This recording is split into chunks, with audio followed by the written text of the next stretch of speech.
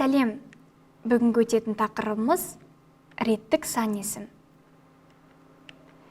Реттік сан есім заттың саналу ретін білдіреді. Сұрағы нешінші? Реттік сан есімнің жасалу жолы. Бірінші, егер сан дауысты дыбысқа бітсе, ыншы жұрнағы жалғанады.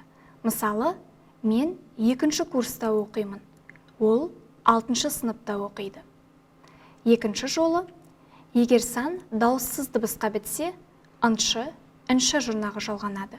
Мысалы, мен 4-ші қабатта тұрамын, сабақ 9-ші наурызда басталады.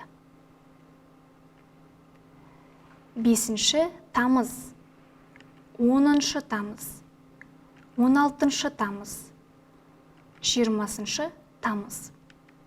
Осымен сабағымыз аяқталды. Сау бол!